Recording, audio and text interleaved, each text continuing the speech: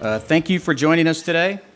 My name is Tom Van Der Rostein, and I serve as the president of the Louisville Forum. We meet on the second Wednesday of every month at Vincenzo's Restaurant. The Louisville Forum is a nonpartisan public issues group founded in 1984. The Forum hosts debates and discussions of contemporary and sometimes controversial public policy that affect the greater Louisville community. Although we may take up issues that have a national interest, we try to highlight the local perspective. For more information on the Louisville Forum, our programs, or to make reservations, please visit our website at louisvilleforum.org. And now on to today's program. Our topic today is the NBA in Louisville, a slam dunk or a long shot. And to discuss that today, I'd like to introduce each of our panelists. Our first panelist is Dan Issel. Dan Issel starred for the ABA's Kentucky Colonels and the NBA's Denver Nuggets after setting the career scoring record at the University of Kentucky, and is a professional basketball Hall of Famer. He is now spearheading efforts to bring an NBA team to Louisville with the NBA to Louisville initiative as the president of the Louisville Basketball Investment and Support Group. More than 20 investors have contributed a combined total of $750,000 in startup capital to support the initiative. Please welcome Dan Issel.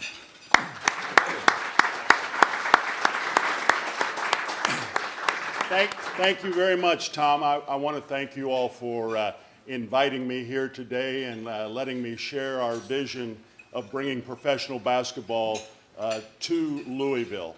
Little history on the passion that I have for this area and for professional basketball. As Tom said, went to the University of Kentucky, and while I was there, I fell in love with the state of Kentucky, fell in love with the basketball fans of Kentucky, fell in love with a little cheerleader from Lexington who has been my wife for 49 years.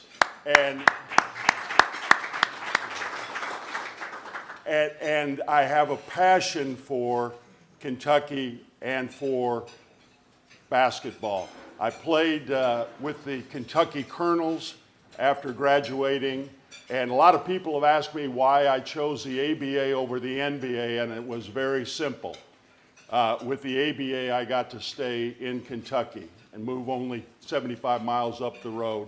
And we had some great basketball teams. When you stop and think, there are 4 members of the Basketball Hall of Fame. A lot of people mistake the Basketball Hall of Fame for the NBA Hall of Fame. There is no such thing as the NBA Hall of Fame. It's the Naismith Basketball Hall of Fame. We had Artis Gilmore, one of the most dominating men, big men of his time. We had Louis Dampier, who in my opinion is still the best shooter that ever played at the University of Kentucky. And of course we had Hubie Brown as our coach. And those kind of statistics are usually reserved for the great Laker teams, the great Boston Celtic teams. But to have 4 Hall of Famers involved with the Kentucky Colonels was a great thing. And I would like to see that replicated here in the city of Louisville again, and that's what our efforts are going to be for. We have a great organization. Joe Steyer, president of Signature Healthcare, is our chairman. Mr. Sherm Henderson is the vice chairman, and Sherm has lived in Louisville for a long time, an entrepreneur of great respect, and I'm learning very quickly that Sherm is somebody who can get things done. Other board members are Bruce Miller, who many of you may know has been involved in trying to get professional basketball back to Louisville ever since the Colonels left. Diane Timmering, who was in the Bush White House, is an author and has kind of kept us all together in the details of this effort. And Joe Clark, who has great connections with the entertainment industry. And so that's our team, but the best part is, as Tom just said, we have had a number of local minority investors who have stepped up, and we have $750,000 in the bank. We have commitments for up to $3 million if we need that much money to fund not the purchase of a team, but just the effort to bring the team here. And that's a great benefit, because as we go and talk to prospective majority owners, we don't have to have our hat in hand asking for checks. We've got the money for this effort. What we're asking potential majority investors is, if we get a team to Louisville, would you be interested in being our majority owner? And we have a number of NDAs out there now, a number of pitch books, and now we're making plans for some of those people, some of those groups, to visit Louisville in the near future. All of them to date have asked for confidentiality, and we will certainly honor that request. But it's not just finding somebody who can write a big check. It's finding somebody who would be passionate about owning a franchise, so it's just not an investment for them, but they want the team to succeed on the court as well as off the court. It's finding somebody who would be acceptable to the NBA. You will need 23 owners to vote in favor of Louisville becoming a member to have that happen. And it's also trying to find a group or a person who will be acceptable to the community of Louisville. And so that has been our focus to this point. Once we have identified that person, then we can make the decisions about where we play, what the team's going to be called, what the colors are, and all of the other things that people seem to want to know about. Now, the NBA, talking to Commissioner Silver, the NBA has not set a timeline and hasn't even discussed expansion.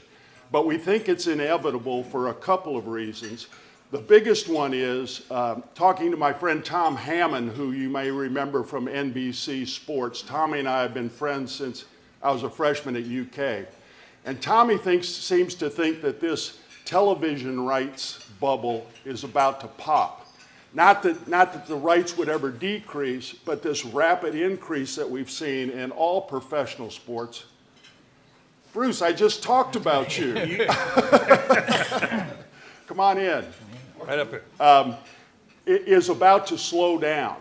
And the reason, he says, is because ESPN, who was the driver in all of those television rights increases, seems to be having a little bit of difficulty. You might have noticed that they've had a couple of rounds of massive layoffs, and their subscriptions are actually going down instead of increasing. And as Tommy said, in almost every cable package across the country, ESPN was included in the basic cable subscription. And now, with the younger generation, things like Hulu and Sling, young people, well, I guess old people like me too, if I knew how to do it, are only choosing the things that they are interested in and watching on TV. Now, the reason that's important is that the owners and the players share all of the BRI, basketball-related income. They split that basically 50-50. Expansion fees are not part of BRI. And so that would be money that the owners would be able to directly put in their pockets. Before I sit down, turn it over to Terry, I'd like to dispel a couple of myths that seem to be going around with bringing professional basketball to Louisville. The first one is the tickets are too expensive, we can't afford it. In the economic models that we are presenting to our prospective majority owners, the average ticket price would be $46. Now, I can't speak to the seat tax at U of L. I don't know anything about that. Very familiar with the seat tax at UK, at Rupp Arena. I have 2 tickets that are 4 rows behind the UK bench. Last year, those 2 tickets, cost almost $13,000 because of the seat tax.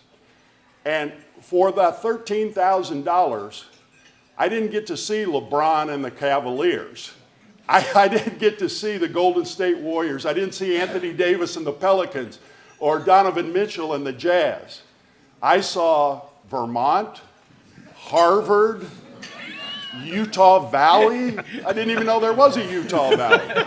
Now, I'm not I'm not knocking my alma mater. They do get to play against Louisville every other year at Rupp Arena, and of course they see the whole SEC schedule. But you get the point I'm trying to make. The other myth is that we don't have the corporations here and that support that we would need for the boxes. There's a gentleman named Dan Rasher, and Dan is one of the top 5 sports economists in the country. And a couple of years ago, he wrote a report that named Louisville and Austin, Texas, as the top 2 best places for the NBA to expand. And since Austin will never get a team because of their proximity to San Antonio, that means Louisville, in his estimation, was the clear-cut winner. You might have read this. I have a dear friend who's president of the Atlanta Visitor and Convention Bureau. And he told me just recently that more and more, because of Louisville's facilities, because of the hotels, because of the bourbon branding, they're seeing Louisville as competition more and more to the convention center coming to Atlanta. And so there's no doubt, and our data proves that we have the corporate support for a professional team here. The last myth I'd like to address is that a professional team in the University of Louisville could not succeed here at the same time. Reading Bruce's book, Airballs, and Bruce will be signing copies in the lobby after that. Now, if you haven't read it, it's a very interesting book. But the University of Louisville actually doubled their attendance in the 9 years that the Kentucky Colonels were in existence. They recruited 6 All-Americans while the Colonels were in existence. And again, all of our data points to Louisville and a professional basketball team and the University of Kentucky being able to succeed financially and, in fact, be a complement to each one of those programs. Mr. Minor? All righty. Thank you, Mr. Issel. Dan, we're going to talk more in a few. To dovetail off the point Dan's making about the convention center that's getting ready, we're on the cusp of another new layer in this city and this whole region, and the NBA can be a big part of it. The reason we're doing this, J. Bruce Miller has been working on this for 40 years. For the longest time, he's connected to people in this, and so he's kept me in the flow of this information the whole time.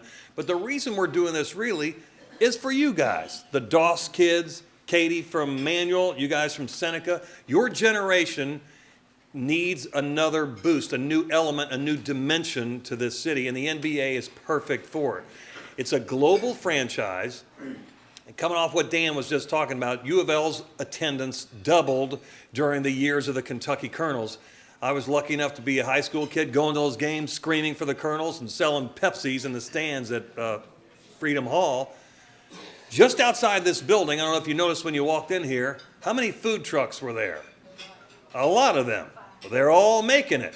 The first food truck gets here, the second one, the third one, they're all feeding, they're all attracting more. That's another sort of metaphor for why adding an additional component to our sporting portfolio here helps everybody. All boats rise. There are companies here that can help do this, and Dan talked about the people who are investing and moving this concept forward, the procurement of an NBA team.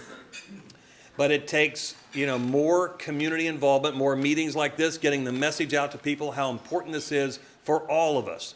The revenues, if I can be so crass, this just brings a lot more revenue into this marketplace, which benefits all of us in terms of better sidewalks, streets, roads, security, lighting, everything, because of when you have a system of a business where people are paid on that scale, we're able to take a little love gift from that.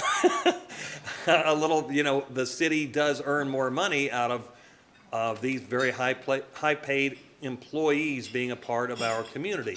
Beyond that, Do you know how big it is to have people who are globally famous going into our schools and helping kids dream about advancing their own lives in whatever capacity, not as athletes, but as something, you know, we heard these students from Doss a few minutes ago, somebody's pre-med. That's a dream that you have that you realize because somebody puts a notion in your head, I can do this.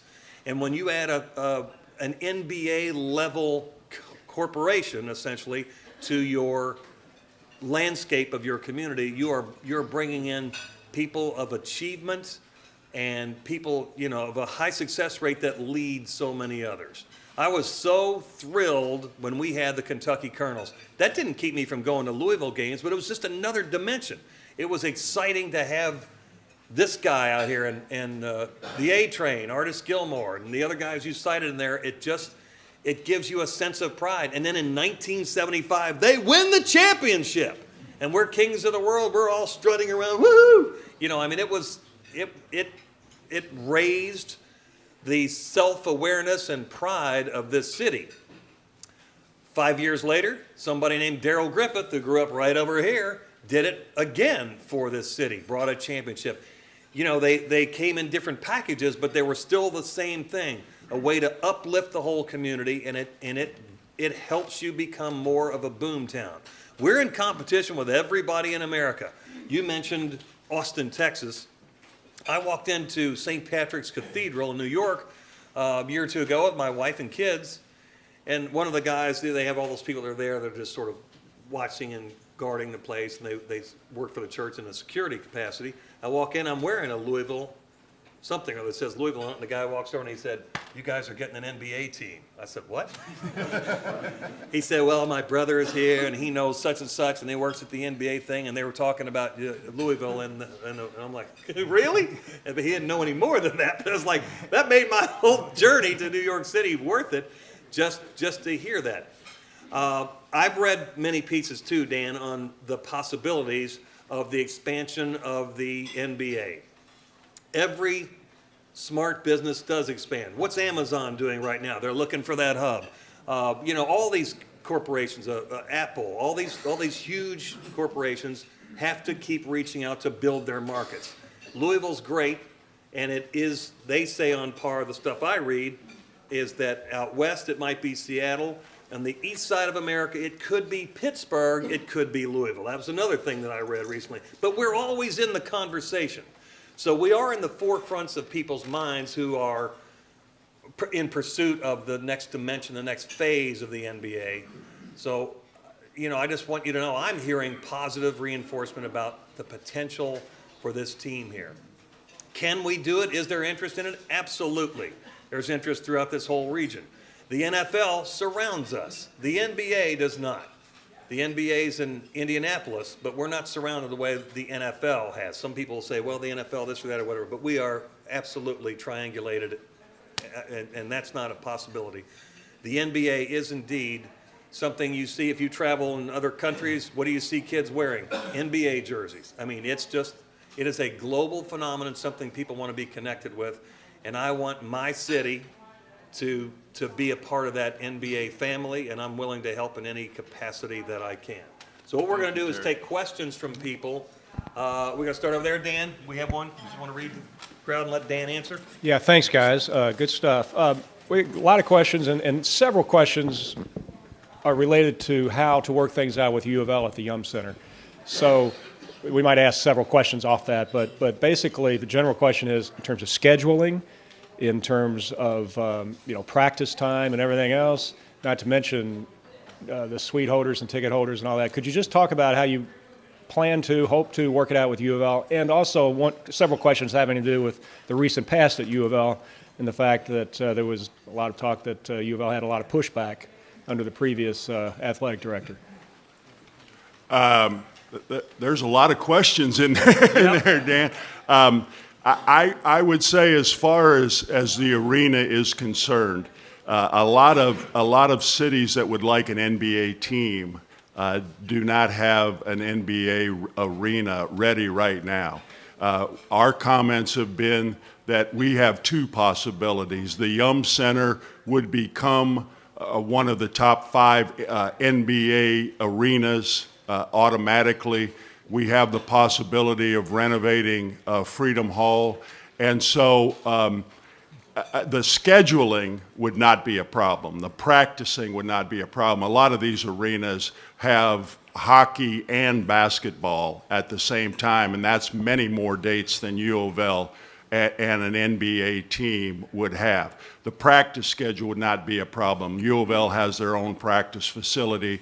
I haven't seen it yet. I've been to the Yum Center, but I understand there's a very nice practice facility in the Yum Center that an NBA team could use. All I know about, well, I know a lot about the lease, but all I know is that what the people at the Yum Center have said is that a deal involving U of L and an NBA team would be challenging, but doable. And so I'm going to hold them at their word. And if that's what the majority owner wants to do, then we'll see how challenging it is and how doable it is. Okay, the majority owner is we the people, the taxpayers. We own that building, not the University of Louisville, not anyone, not Barnum and Bailey Circus, not anybody else. And we do have challenges in making the payments. I've been tutored well by J. Bruce Miller. I know there have been some adjustments made on the paying the mortgage. We'll just keep it as simple as that, because there's a big nut coming when we're paying interest on top of the principal, and it's an impossible leap. Now, I know there have been some adjustments made. Nonetheless, which hotelier here in this city says, you know, I think I like it when half the rooms are empty? No one does. We want to fill every night in that Yum Center because that helps pay the revenue back. It's important that we entertain as many opportunities for the KFC Yum Center because we owe it to the taxpayers, people who have no interest in sports or the circus or the hockey or anything else that's in there, or watching Adele sing or Beyonce. None of that matters. Some people will never go in the Yum Center, however, they're helping pay for it. We owe everybody in this community the opportunity to generate as much revenue to pay down the note that we owe. And so it's incumbent upon the University of Louisville or anybody else to be a partner with we the people, the taxpayers. Dan, let me just add one thing to that. A lot of people have asked me, well, when are you going to have discussions with U of L about that? And my answer is never. The last thing we want to do is alienate the University of Louisville and their fan base. We see this being a partnership that we can benefit from U of L having a strong program. They can benefit from the NBA. So it's going to be up to people at the Yum Center and maybe our local and statewide politicians to address that issue. And also, if I can add one more, there are partnerships in other cities. Dan made note of this, but Memphis is a perfect example. That team was coming here, youngsters, you don't know this, Vancouver Grizzlies. That was the original name on that team. And they came courting, and we were all here, and we were doing the big dance, and it was KFC that talked with them, and it looked like we were going to get married. Hey, it's going to be great, though. You know, and they were talking about renaming and the Colonels. And anyway, they had to eventually, we couldn't close the deal, and they moved on down the highway, and now they're the Memphis Grizzlies. But that was a team that we were set, and that's not the only one. We've had these talks with other franchises, but it just shows you it can work. If you go to Memphis and see what's happening there with, is it called FedEx Forum? I think that's the name of that building. Mm-hmm. The University of Memphis and the Grizzlies have worked out their situation. It works beautifully. Again, the taxpayers of Tennessee had to take on a big brunt of that. FedEx doesn't pay for the whole thing. They just pay for naming rights. It's incumbent upon the taxpayers to be the safety net, and we owe it to our taxpayers to take care of what's been built here for all of our benefit. Okay, great. We have another tax question. The tax law just changed to preclude deductibility of sports tickets for businesses. Has that changed the math on the corporate support? What would that look like? I'm not an accountant, so I really don't know the answer to that. I have heard that that is a possibility, and I'm sure that would cut the marketplace somewhat. But still, these successful businesses like being identified with sports, with professional sports, with collegiate sports. And so even if they didn't receive a tax deduction for their suite purchases or their ticket purchases, I'm sure that a lot of them would still do that.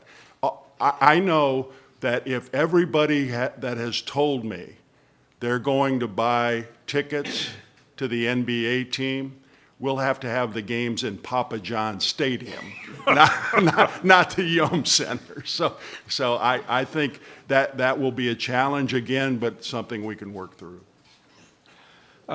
Another question having to do with tickets and suites and the like is that, according to this person, U of L football, U of L basketball struggling a little bit to keep those suites full, and that the Bats as well struggling to keep those suites occupied. So the question is, in terms of the corporate dollars and the big dollars to fill the suites as well as the boxes, is there enough to go around when you enough money to go around? You look at Louisville football and basketball and the like.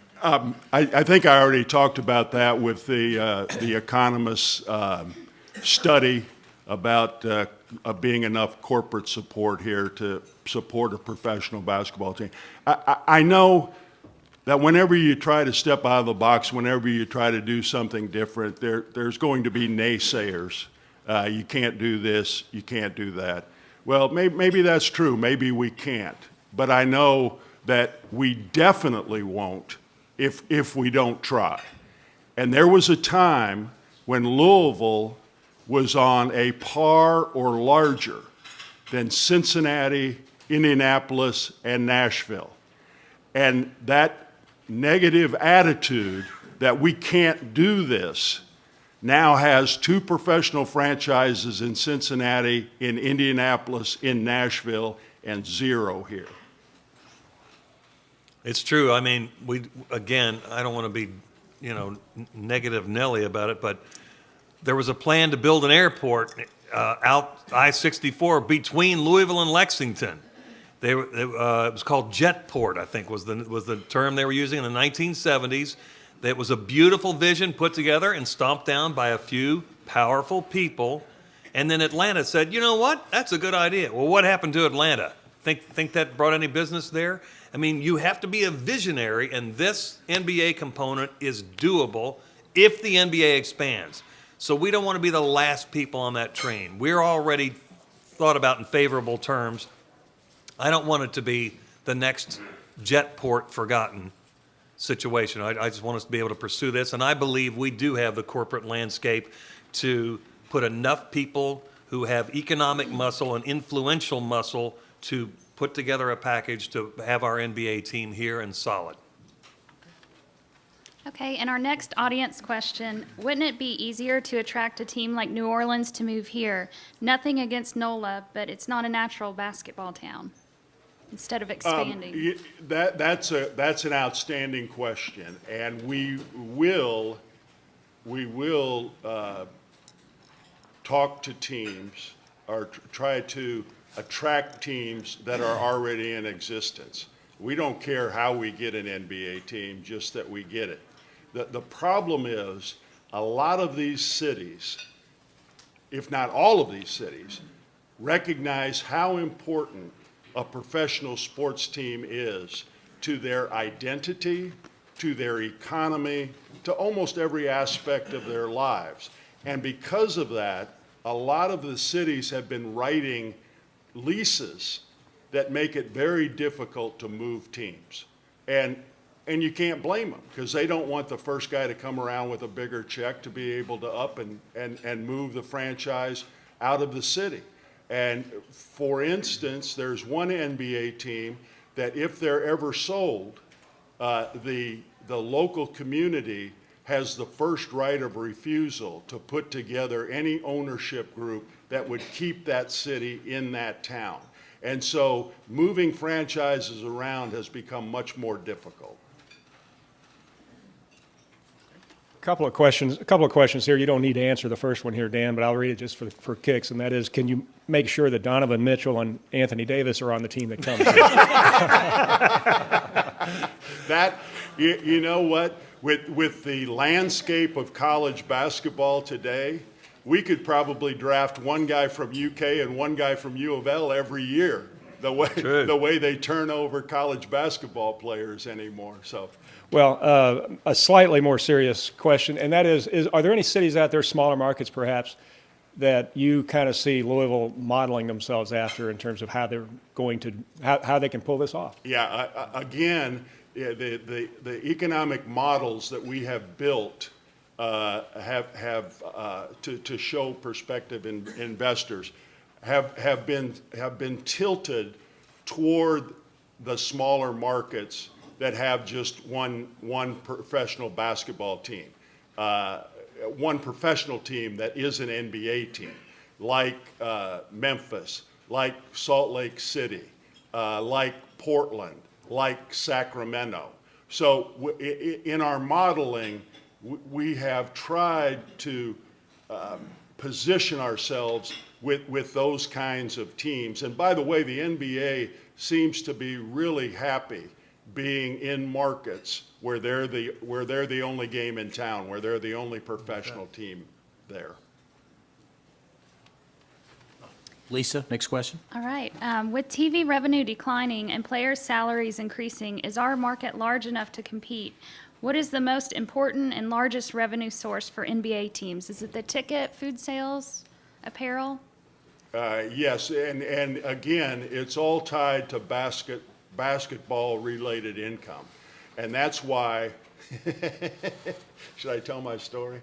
I told Terry before we began that the Nuggets, and I don't begrudge these kids one penny. I'm sure that Wilt Chamberlain and Bill Russell thought what I was making at the time was ridiculous.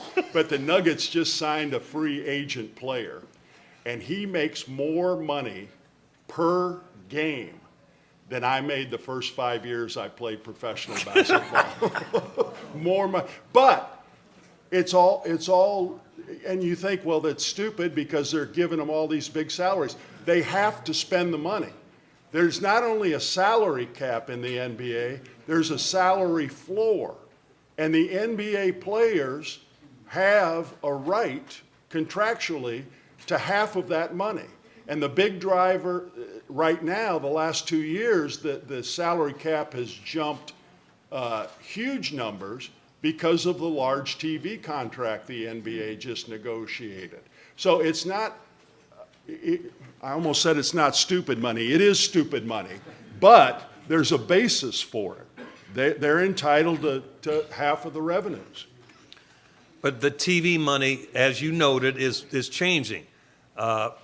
My kids, they don't know what a TV is. Everything's here, and it's all streamed somehow. So as long as the NBA figures out how they're going to be able to measure that, because before, if NBC or ABC is ESPN, it's the same company, so they're able to toggle those things back and forth between her. They decide what they can afford to pay, and I think we have reached the bursting point where they cannot pay this anymore because it's all splintered into so many other ways of collecting the picture, the information that you want, so they can't sell their commercials for the same amount of money, and eventually that's going to shift around. Whether that impacts NBA salaries, sooner or later the Players Association is going to have to come to the table because they'll show we have a limited number. It's not an unlimited amount of money available for broadcast. So that's another part of the changing climate, and I think that's to our advantage as well. And I have a follow-up question, Dan. If these salaries are paid locally, would they be subject to the local income tax, the state income tax? Are they able to live out of state and pay the tax somewhere else, or would it be subject to players' salaries if one came here? Would it be subject to the tax here? No, it would be right here. In fact, 10, 12 years ago, the states got real smart. Like California has 4 professional basketball teams. And so what they did was they said, your percentage of the salary that is earned in California, you have to pay California state tax on. And so we would do the same thing. LeBron James comes in here twice a year, then 141th of his salary, we would collect state and local taxes on. Doesn't sound like a problem. Talking about taxes and the like, do you have any idea what a typical NBA franchise employs beyond the players themselves in terms of staff and so forth? Just the number of jobs. I know it's not Humana, but we're just kind of curious in terms of what. Yeah, that's a great question. I mean, an organization would probably be, including the players, would probably be 60, 75 people. But then you have the ancillary support, like we would hope to have our own television network, our own regional television network, where the games would be shown in Northern Kentucky, Lexington, Bowling Green, on and on and on.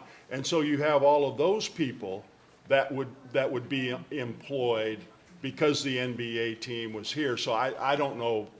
I'd just be guessing at a number if you take all of that into account. Have we done any research on what sort of draw we could pull out of the Cincinnati market in terms of people actually coming here to go to games? Or, Lexington, obviously, and the surrounding areas. Have we done any of that footprinting that way yet? I'm sure we have, because Haven't we've heard. got a book this thick with data. I can't answer that question right now. I never get the feeling the Pacers' footprint goes beyond much of Indianapolis for some reason or another. Only when Donovan plays Right. against the Pacers. Weren't there like 3,000 Right. people that went from Right. Louisville up to Indianapolis to watch Donovan play? So, Right. especially if we had those Kentucky guys, I'm sure they'd make the drive from Lexington to watch us. Exactly right. There was some talk, we've had all these talks over the years. Jay Bruce probably knows more about this, but there was some talk of actually having an NBA team that sort of served multiple areas around here, like they would have. The Packers used to do this in the NFL. They play a few games in Milwaukee just because Green Bay is a smaller city. Right. And whether an NBA franchise here would have, there's 41 regular season home games, correct? Right. Play a few games in Lexington, a few in Cincinnati, to sort of just woo more people. Is that concept ever come up? Sure, that's definitely something that we've discussed, and I think we'd be foolish not to take advantage of that. There have been regional franchises in the NBA in the past, but it was more like splitting the season, not having just a few games Right. in Rupp or a few games in Cincinnati. Yeah. Next question, please, Lisa. All right, how would a name for the NBA team be decided? Say that again, hon? How would a name for the NBA team be decided? That's another good question. And again, because of my love for the Colonels and the great team we had here and the only championship team I ever played on, I'd like to see it be called the Kentucky Colonels. But again, that would be up to the people who put their money in. I know one thing, when the Nuggets, who I played for in Denver, when they were in the ABA until the last couple of years, they were the Denver Rockets. And the NBA already had a Rockets team. They were in San Diego at the time. They're now in Houston. And so anticipating the merger, they had a fan vote.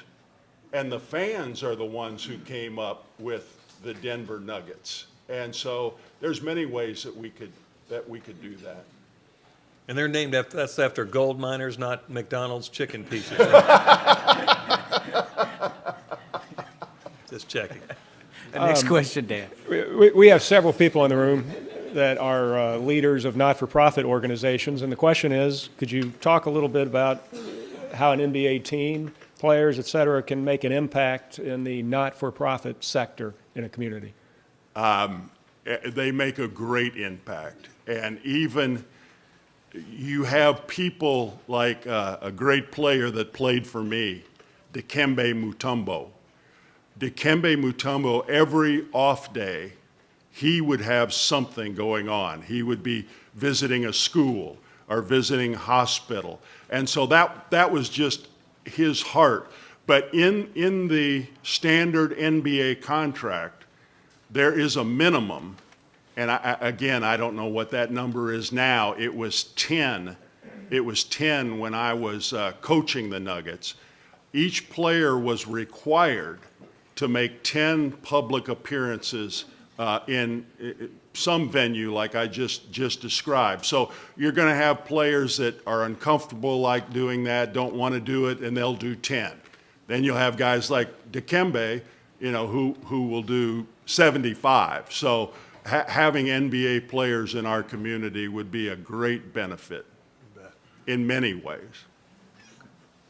Next question, please, Lisa. Okay, would an ownership group ever ask for taxpayer funding? And if so, why would this be a worthwhile endeavor for Louisville taxpayers? Not that I know of. You mean the community becoming part owner? Is that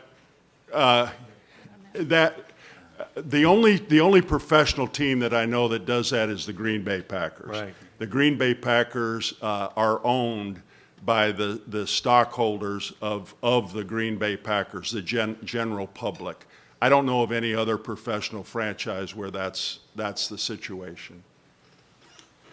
I think, Dan, you had mentioned earlier about looking for and being ready to have a majority owner, majority investor.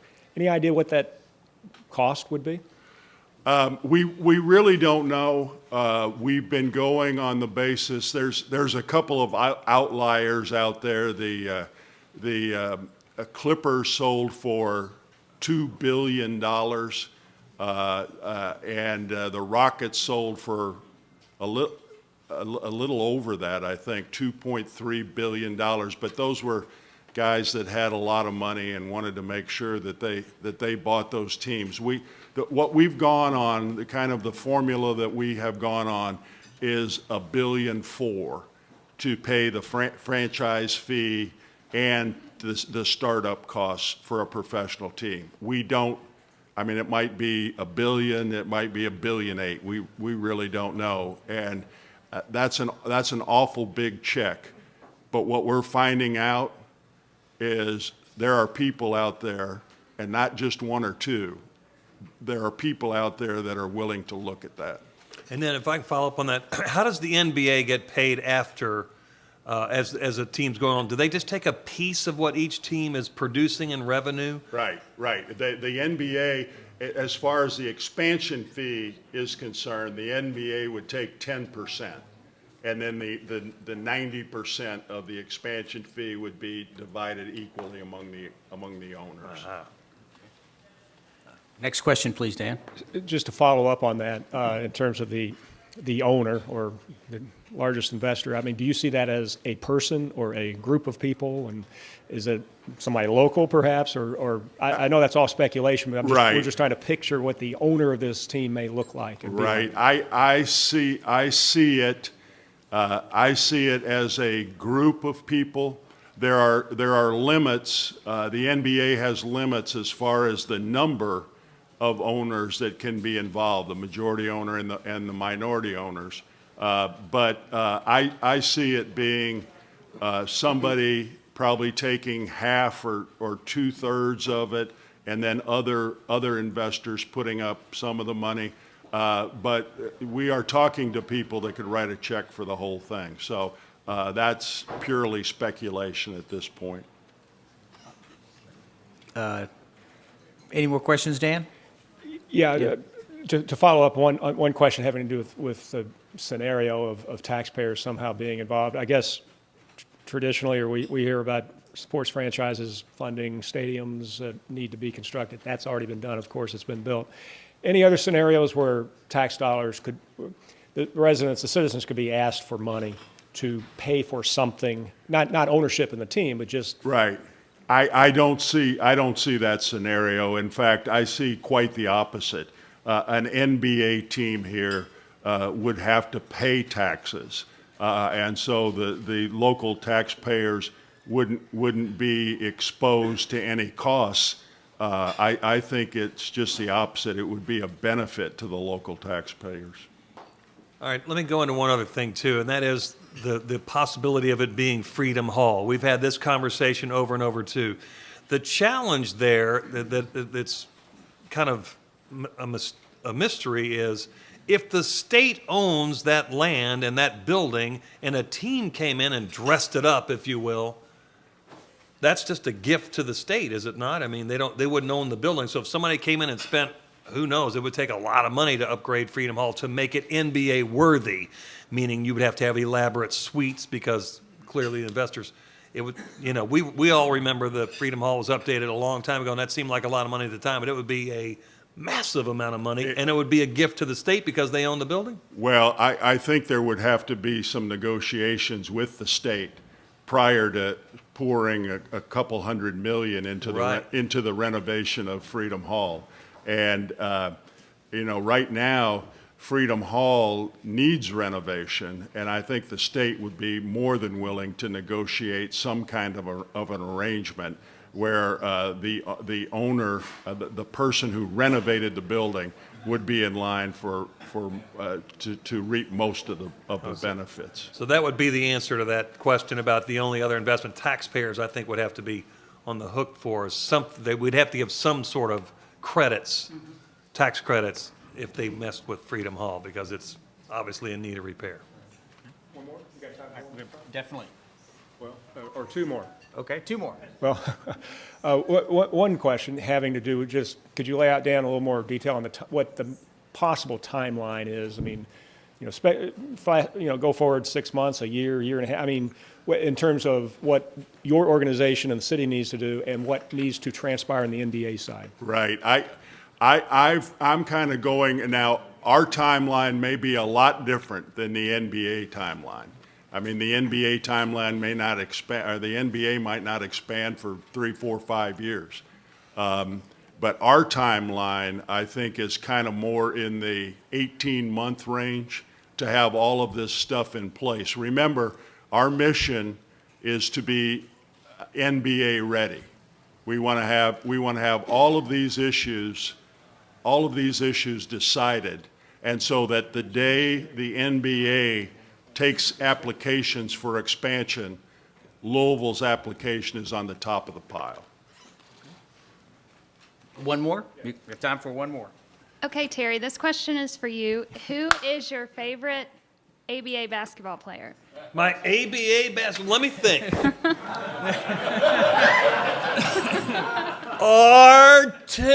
No, that isn't one.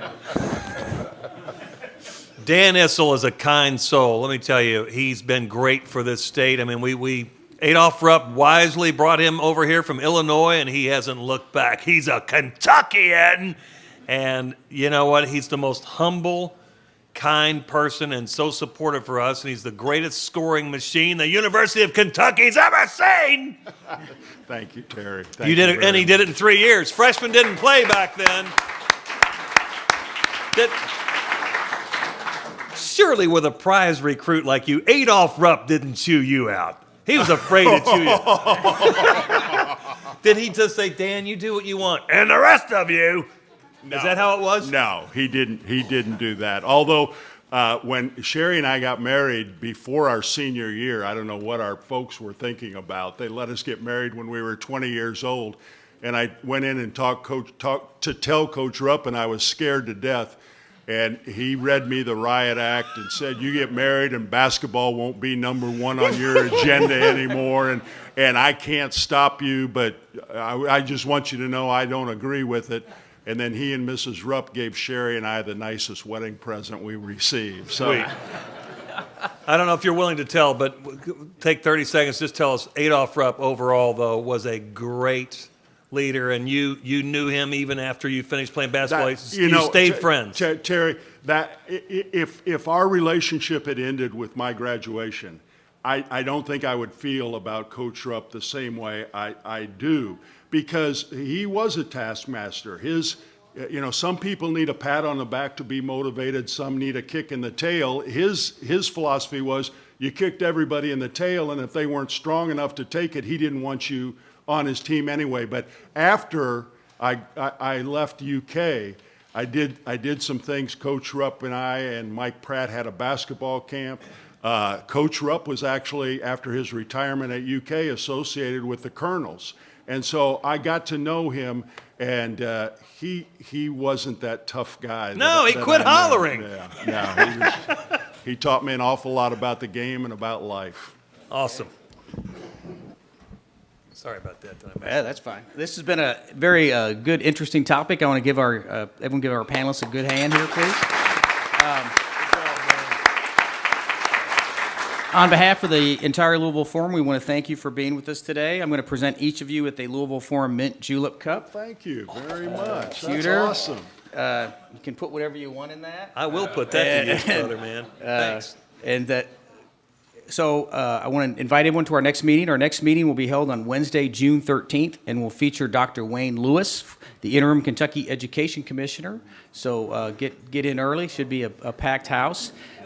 You can make reservations online at louisvilleforum.org or by calling our voicemail at 329-0111. I also want to congratulate the team behind the Kentucky Derby winner, Justify. Everyone have a nice day. Remember, be nice to people. Don't let Dr. Lewis take over the Louisville Forum. Oh, no!